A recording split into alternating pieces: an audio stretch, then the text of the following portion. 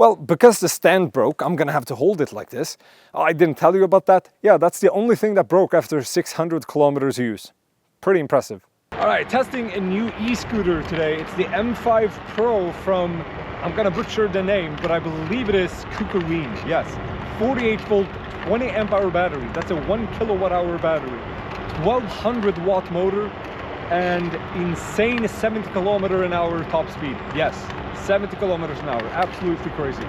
So in today's video, I thought I would make a video and just to tell you all the things I found out about the M5. I've done more than 600 kilometers on this e-scooter. I've actually had it for a year already, and I figured I would do a review, so maybe I could help someone to make the right decisions. Okay, let's start off with the one and only thing that broke on the scooter. About 200 kilometers in, and maybe I hit it before, I don't know. But I was just using the stand, normally as one do, and I kicked it right off with my foot and it flew off. Obviously there's supposed to be a elongated stick of metal here that keeps it upright, but I kicked it right off and I don't know why. Or maybe it's not that impressive. I've used my e-bikes for 5,000 kilometers and they have not broken either. Anyway, the motor is still awesome. The battery is still great. I still get 50 kilometers range on a scooter that can do 70 kilometers an hour. Not a chance. I don't believe it. I've been riding this next to my e-bikes and they show completely different speeds at say 30 kilometers an hour. This may say 30, but my e-bikes says 22 kilometers an hour. So this is heavily wrong. So let's actually do a speed test. Oh, it's fast. Oh!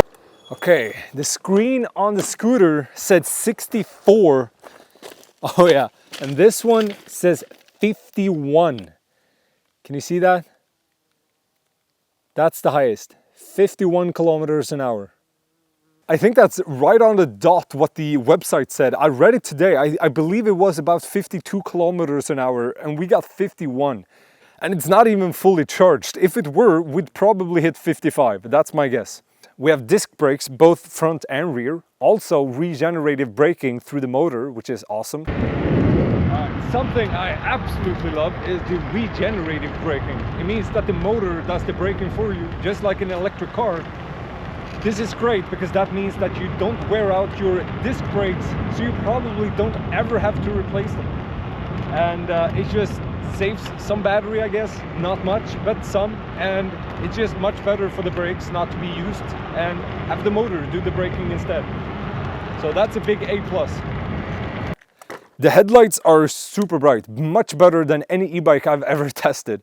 We have a front fender and the tire is air-filled, also takes out some of the imperfections on the road.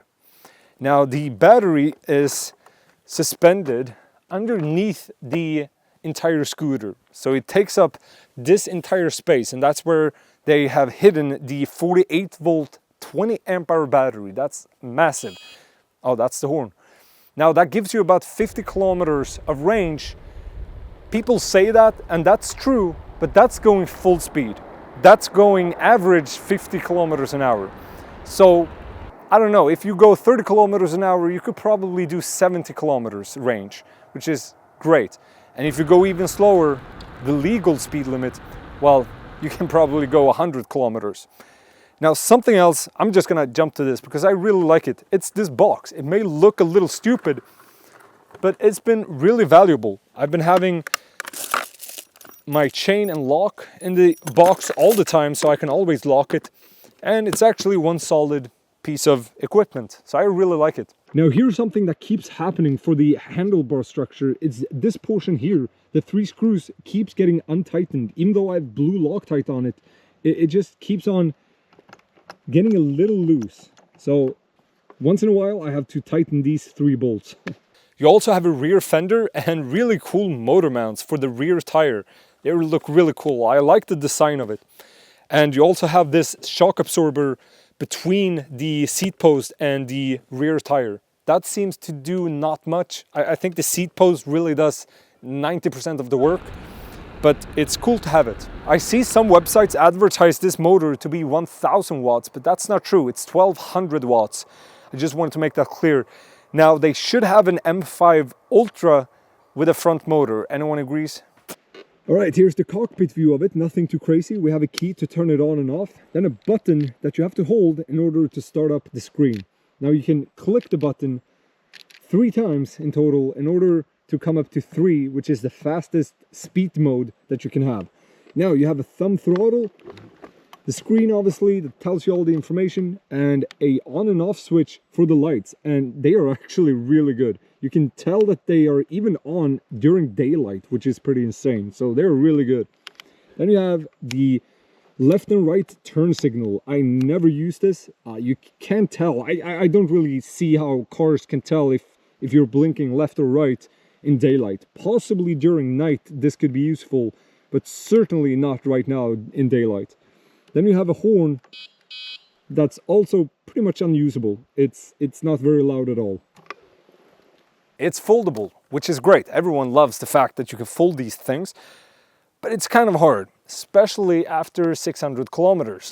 You have to pull this peg out, and now here comes the hard part, where you have to kick down this orange piece of metal in order for it to fold. But you have to kick rather hard. And now, that's how much you can fold it. But yeah, you can also fold the seat post, which makes this go even further down. So that's pretty good.